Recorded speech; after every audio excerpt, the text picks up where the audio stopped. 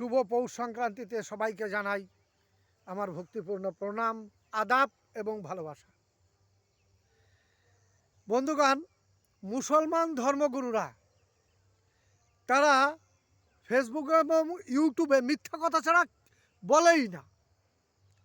তারা বলে তাদের ধর্ম পৃথিবীর সবথেকে পুরনো ধর্ম। কোথায় লেখা আছে ভাই? কোথায়? মুসলমান ধর্মের আগে পৃথিবীতে খ্রিস্টান ধর্ম, ইহুদি ধর্ম এবং সনাতন ধর্ম ছাড়া ছিলই না।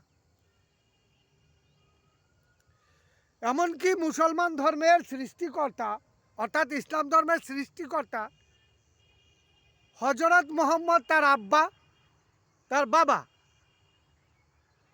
আব্দুল্লাহ, তিনি মূর্তি পুজো করতেন। কাবা ঘরে মূর্তি পুজো করতেন তার মা আমিনা এবং তার দাদা মুক্তালেব, সবাই মূর্তি পুজো করত। অথচ তারা বলে আমাদের ধর্ম আদি থেকে আদম কত কিছু লেখা আছে। কি করে হয়? হজরত মোহাম্মদ আব্বা তিনি মূর্তি পুজো করতেন। ওই কাবা ঘরে 360টি মূর্তি পুজো হতো। বুকে হাত দিয়ে বলুন, মুসলমান ভাইদের বলছি, বুকে হাত দিয়ে বলুন আমি মিথ্যা বলছি?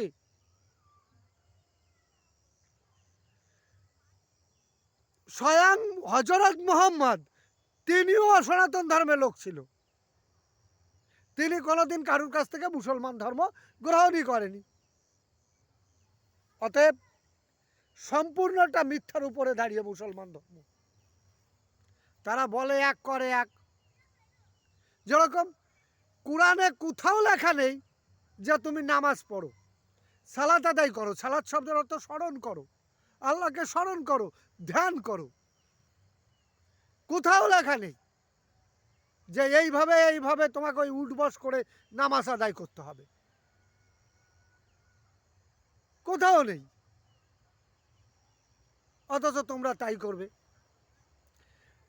কোরআনে কোথাও লেখা নেই যে নুনু কাটো, ফেতনা করো, সেটাও করবে। কোরআনে কোথাও লেখা নেই যে আল্লাহর নিরাকার, আল্লাহর নিরাকার কোথাও লেখা নেই। বরঞ্চ লেখা রয়েছে আল্লাহর রূপ আছে। যেরকম সূরা 24 আল নূর আয়াত নাম্বার 35 পড়ে দেখুন, আল্লাহর রূপ আছে। আল্লাহ একটা আলো, তাও কাঁচ দিয়ে ঘেরা। সেই আলোটা জ্বলছে জাইতুন তেল অর্থাৎ অলিভ অয়েল দিয়ে। অতএব বড় বড় কথা না বলে সঠিক বাংলায় কোরআন শরীফটা পড়ুন।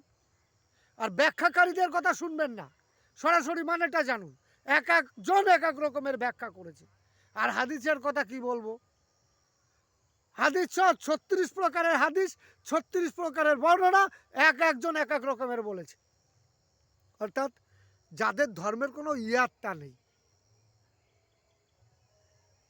যাদের ধর্মের ধর্মগ্রন্থেরটা বলেছে তারা মানে একটা। আজ এই পর্যন্ত। কমেন্টে আপনারা জানুন আমি কথাগুলো কোথায় মিথ্যা বলেছি। আল্লাহ সরাসরি, আল্লাহ সাকার। সবাই ভালো থাকুন, সুস্থ থাকুন।